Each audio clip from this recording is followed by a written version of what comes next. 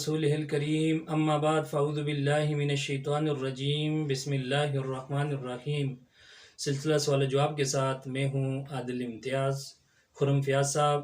Number lift بات سے پوچھتے ہیں کہ باجماعت نماز میں ملنے کا کیا طریقہ ہے؟ دیکھیں جی، اگر جماعت کی نماز میں آپ امام کے ساتھ ملیں اور آپ کی کچھ رکعتیں رہ جائیں تو اس کا ایک طریقہ ہے جی، اس کو ملاحظہ فرمائیں کہ اگر آپ کی ایک رکعت رہ جاتی ہے امام کے ساتھ تو امام کے سلام پھیرنے کے بعد، اگر وہ 4 رکعت والی 3 یا 4 رکعت والی نماز ہے تو امام صاحب کے سلام پھیرنے کے بعد آپ کھڑے ہو جائیں گے، اور کھڑے ہونے کے بعد آپ ثنا پڑھنے کے بعد سورہ فاتحہ پڑھیں گے، اور اس کے بعد سورت ملانے کے بعد پھر آپ سلام پھیر دیں گے اور آپ کی وہ نماز مکمل ہو جائے گی۔ اگر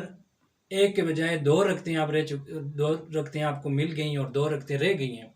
تو آپ سب سے پہلے امام کے سلام پھیرنے کے بعد آپ نے ثنا پڑھنی ہے، ثنا کے بعد سورہ فاتحہ اور اس کے بعد سورت ملانے کے بعد آپ رکوع اور سجدہ کریں گے، اور اس کے بعد دوبارہ سے دوسری رکعت کے لیے کھڑے ہوں گے، اور اس کے بعد آپ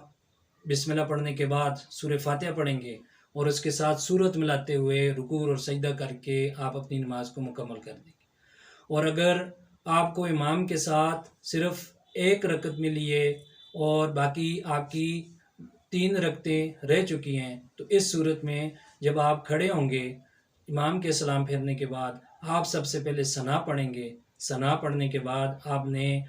اعوذ باللہ پڑھنی ہے اور بسم اللہ پڑھنی ہے، اس کے بعد آپ سورہ فاتحہ ملائیں گے، سورہ فاتحہ کے ساتھ سورت کو ملائیں گے، اور اس طرح 1 رکعت آپ کی امام کے ساتھ ہو گئی اور 1 رکعت آپ نے پڑھ لی۔ اب یہ 2 رکعتیں ہو جائیں گی۔ ان کے بعد آپ نے تشہد میں بیٹھنا ہے، اور اتحیات پڑھنے کے بعد آپ پھر سے کھڑے ہو جائیں گے، اور تیسری رکعت میں آپ نے تعوذ پڑھنا ہے اور بسم اللہ پڑھنی ہے، اور اس کے بعد آپ سورہ فاتحہ پڑھیں گے۔ سورہ فاتحہ کے بعد آپ نے سورہ فاتحہ کے ساتھ سورت ملانی ہے اور پھر رکوع کرنا ہے، اور پھر چوتھی رکعت کے اندر جب آپ کھڑے ہوں گے تو اس میں آپ نے سورہ فاتحہ کے ساتھ سورت نہیں ملانی۔ اس طرح آپ کی یہ نماز مکمل ہو جائے گی۔